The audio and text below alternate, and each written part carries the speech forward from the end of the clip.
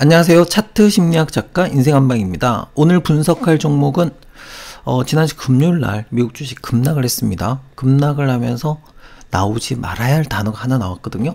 스태그플레이션. 이게 현실화되는가 라는 우려가 있었습니다. 그래서 미국 주가가 급락을 했고요. 스태그플레이션이 뭔지 간단하게 설명을 드리겠습니다. 자, 스태그플레이션은 약이 없다라고 하는 불치병입니다. 왜 약이 없다고 얘기하냐면 일단 이 두 가지가 동시에 오거든요. 경제가 아주 안 좋아. 실업률이 상승하고 소비가 위축되고 이런 상황에서 이게 첫 번째 조건이고요. 두 번째 조건은 물가가 올라요. 물건의 가격이 오르는 거는 언제 오르냐면 경기가 좋을 때요. 경기가 좋으니까 더 비싸게라도 사겠다라고 하기 때문에 물가가 오르는데, 문제는 스태그플레이션의 특징은 경제가 안 좋아. 물건을 사겠다는 사람도 별로 없는데 물가가 오르는 아주 특이한 경우예요. 있을 수 없는 일이거든요. 근데 지금 현재 이게 왜 일어나고 있냐? 그거는 여러분이 잘 아시는 것처럼 트럼프 대통령이 관세를 올리겠다. 관세를 올리니까 물건 가격이 올라가는 거거든요. 그런데 문제는 미국이 그동안의 경제가 굉장히 좋았어. 그러니까 괜찮다라고 했는데 미국 경제가 좀 꺾이는 느낌이 있단 말이에요.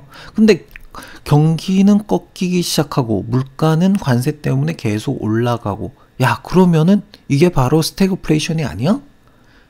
라고 이제 걱정을 하기 시작한 거예요.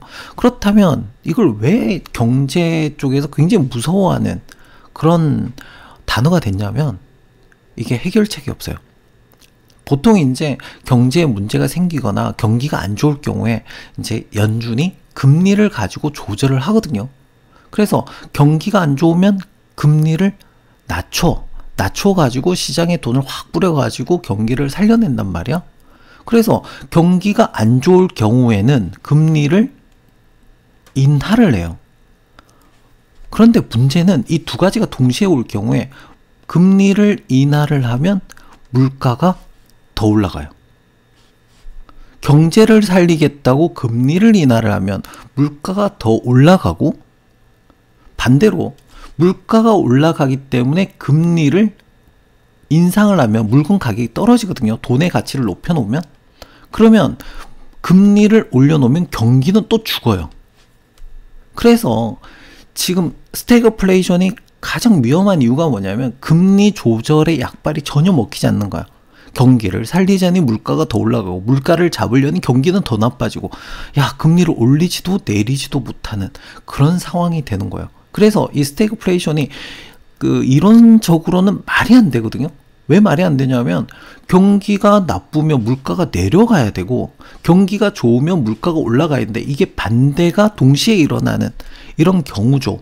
굉장히 특이한 경우라고 할 수 있고, 이 원인은 앞에서 얘기한 것처럼 트럼프 대통령이 관세를 무리하게 올리기 때문에요. 근데 그것도 올리는 게 이제 조금씩 올리면 괜찮은데 갑자기 확 올려버리니까 사람들이 물가가 오를 거라는 생각을 가지고 미리 소비를 줄이기 시작하는 거야. 아니면 미리 사버리든지.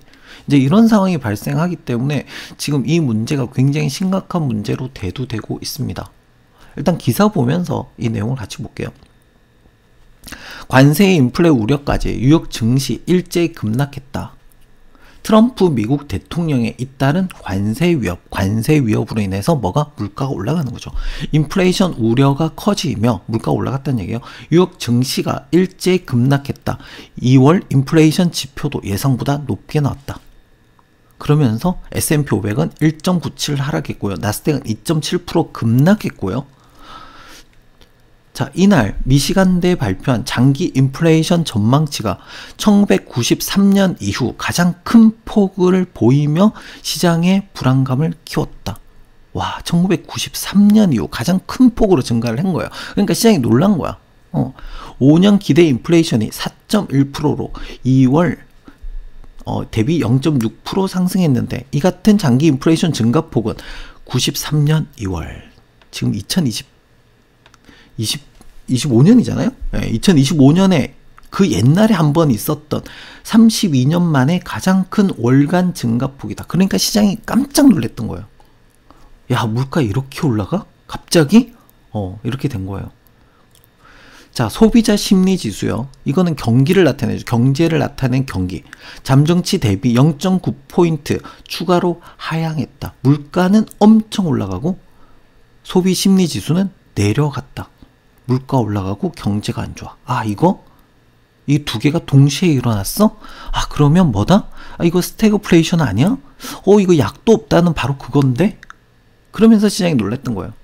2월 대비해 11.9%, 작년 3월 대비해서 28.2% 각각 하락한 수치다. 미국 경기가 빠르게 식어가고 있나? 이런 생각을 하고 있는 거예요. 자, 그래서 물가 상승이 예상된 가운데 물가가 올라가는데 원래는 경기가 좋을 때 올라가거든요. 근데 뭐가 소비 감소로 침체가 올 수 있다. 경제가 안 좋아. 이 두 가지가 동시에 일어나니까 소위 뭐다? 스태그플레이션에 대한 우려까지 깜짝 놀란 거예요. 반영되면서 나스닥을 중심으로 대형 기술주들이 전반적인 하락세를 보였다. 그러면서 이제 투자 전략 책임자 스콧이 얘기합니다. 시장이 양쪽에서 압박받고 있다며. 앞에서 얘기했던 양쪽으로 압박받고 있다며.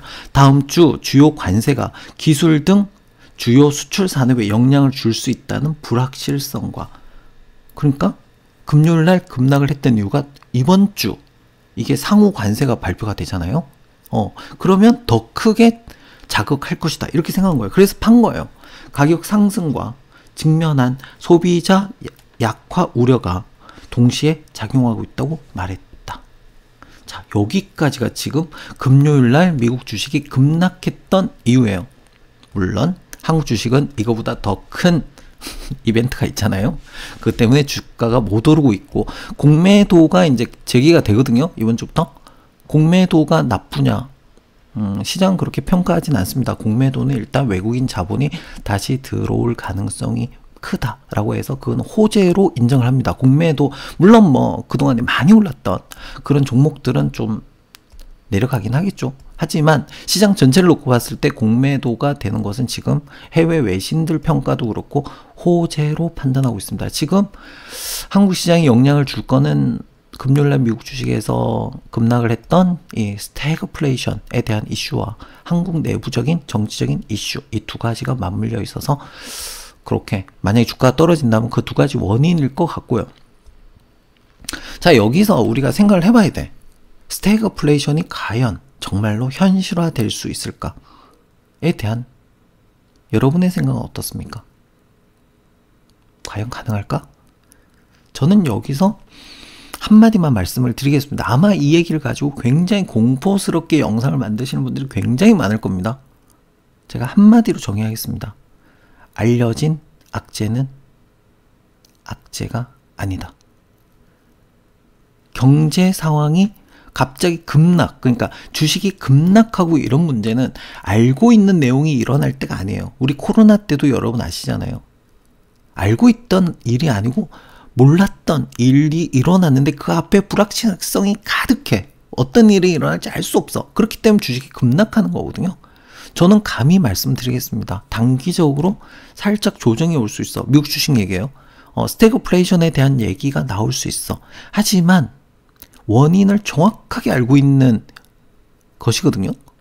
관세 때문에 일어나는 문제예요. 그렇다면 트럼프나 미국 행정부에서 이거를 강하게 밀고 갈 수 있을까? 주가가 이렇게 빠지는데 저는 아니라고 봐요.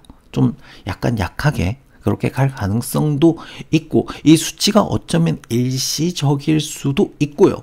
그리고 무엇보다 중요한 건 뭐냐 하면 우리는 언제? 불확실성일 때 주가는 급락을 계속합니다. 그렇다면 이건 뭐다? 이미 알려진 악재고 원인을 알고 있는 것이기 때문에 제가 볼 때 단기적으로 충격은 줄 수 있지만 저는 큰 문제는 되지 않을 것이라 확신합니다. 그러니까 너무 걱정하지 마시라고 이 영상을 만들었고요. 일단 그거보다 더 중요한 게 한국의 정치적 이슈가 있으니까 이제 그게 좀 걱정되기는 합니다. 여러분 요즘 주식시장 좀 힘들죠? 힘든데 여러분 힘내시고, 나쁜 날도 있으면 좋은 날도 있고요. 우리 봄, 여름, 가을, 겨울이 있듯이 주식시장에도 봄, 여름, 가을, 겨울이 있습니다. 추운 겨울이 지나면 따뜻한 봄이 오거든요. 그러니까 조금만 잘 참으시고 견뎌내시기 바랍니다. 오늘 영상은 여기까지 하겠습니다. 도움이 되셨다면 구독, 좋아요, 알림 설정까지 부탁드립니다. 차트 심리학 작가 인생한방이었습니다.